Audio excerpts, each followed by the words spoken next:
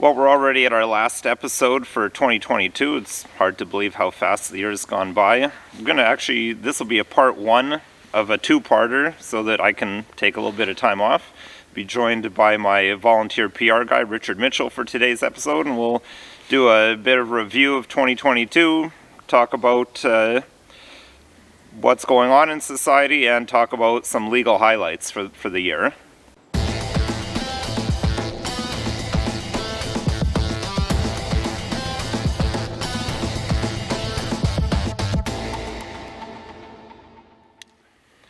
Hello, my name's Nicholas Wansbutter. I'm a lawyer in Stratford, Ontario, Canada, and welcome to Don't Talk TV. Welcome to our end of 2022, beginning of 2023, two-part casual backyard chat with my volunteer PR guy, Richard Mitchell. I always have to stress that he's my volunteer PR guy because there's some people that seem to take an inordinate interest in Don't Talk TV's operations. I'm not just talking about the Canada Revenue Agency. Welcome, Richard. Thanks for joining me. Thank you for having me. Appreciate the invite. Merry Christmas and Happy New Year to yourself, your family, and to all of our viewers. Merry Christmas to all our viewers. And hey, it's actually not illegal for us to be sitting back here enjoying some of life's pleasures in honor of the King of the Universe's birth. So, yeah, no stay-at-home order this Christmas. I'll admit I was dead wrong in my prediction last year that we'd be in lockdown for this Christmas, but I think it's because of one of the things we'll be talking about, the Freedom Convoy. But they didn't lock us down by law. They kind of locked us down by weather and by snowplows not plowing. Now, I mean, I don't know about you, I'm just so cynical now that I'm just like, well, was the weather really that bad? Or I never saw a snowplow for 2 days. I don't know about you. Usually they're out in full force when the snow's falling. No, I'm much like yourself. I feel like I'm cynical, but I too did not see a snowplow out. We were in the Stratford, Perth area, and I didn't see a snowplow.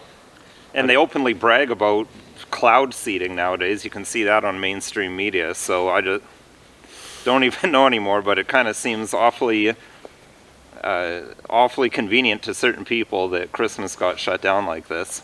Correct. Absolutely correct. I can't believe this is our third Christmas. That's hard to believe. It's a while. It feels like a long time ago. Episode 1, your rights on why you don't need to answer the door. If you haven't watched it yet, make sure you go and watch it. Episode 1. That was 3 Christmases ago now, Nicholas. Yeah, absolutely. So let's talk about. We're going to do the year in review. Some of the highlights of the year. Yep.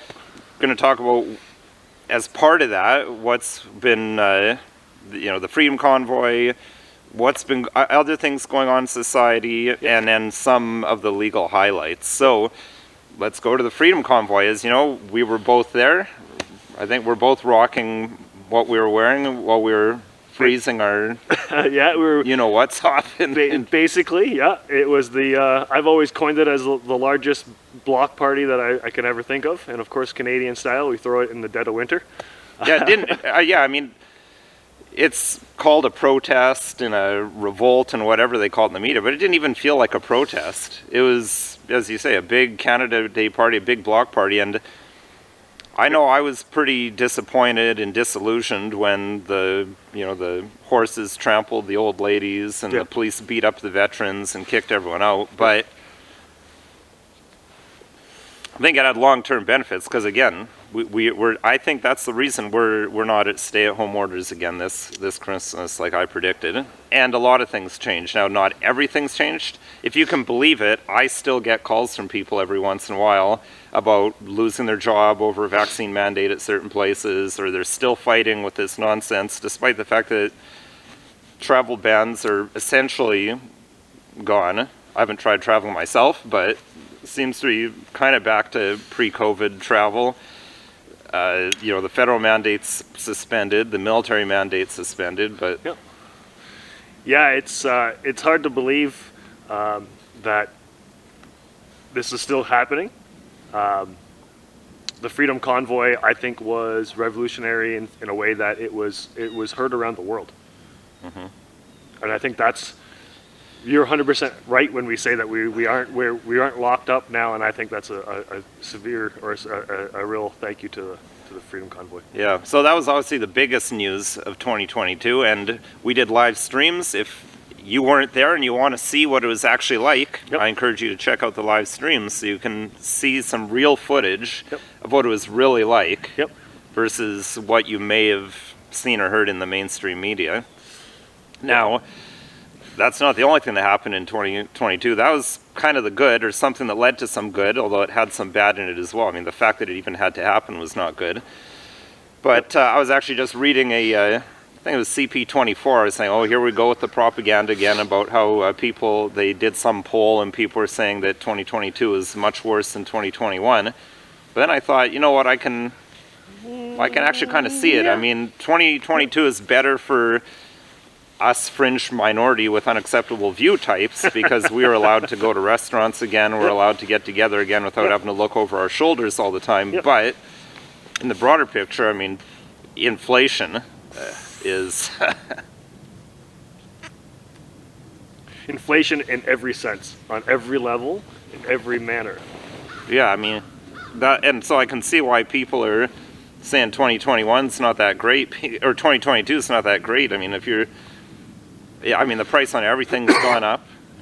And, I mean, a lot of other crazy stuff has happened. I mean, you got the interest rates going up as well. I mean, I'm on a fixed rate. People who are on variables must be just getting massacred right now.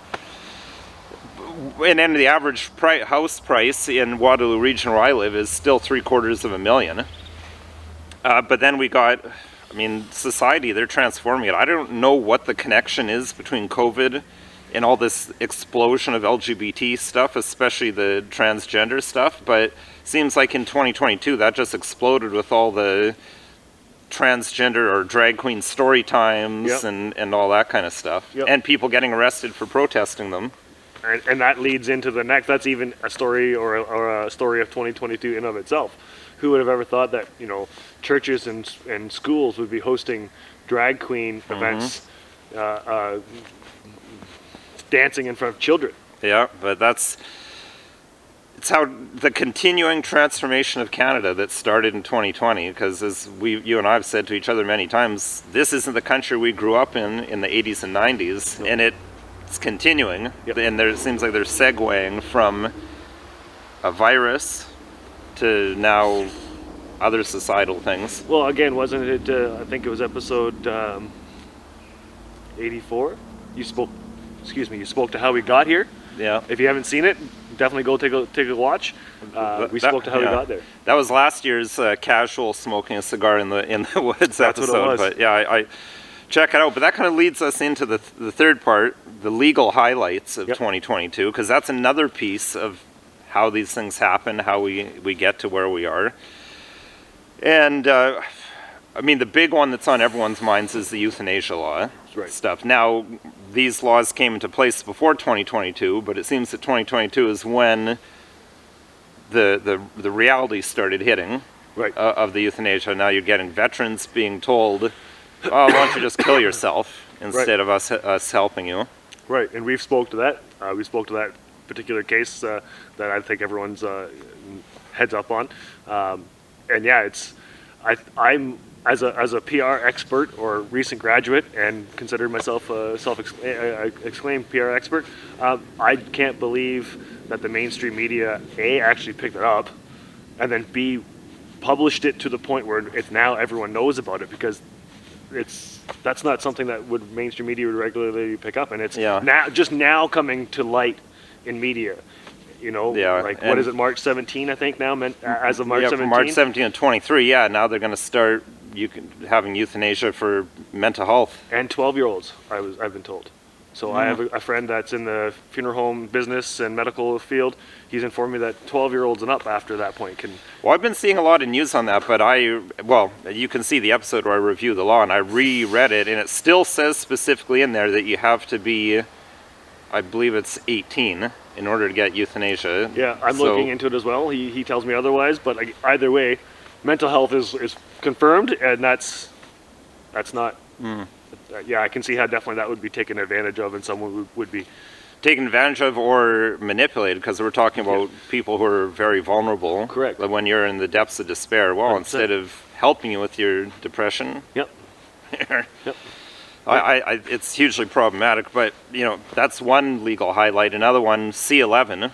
Yep. It's one that's easy to forget about. It hasn't passed into law yet. It's in the Senate now. It's passed through the House of Commons, but it's in the Senate, and that's basically they're going to make the internet subject to the CRTC. And I mean, you can see the evidence is all around us of what CRTC control has done to TV media. Yep.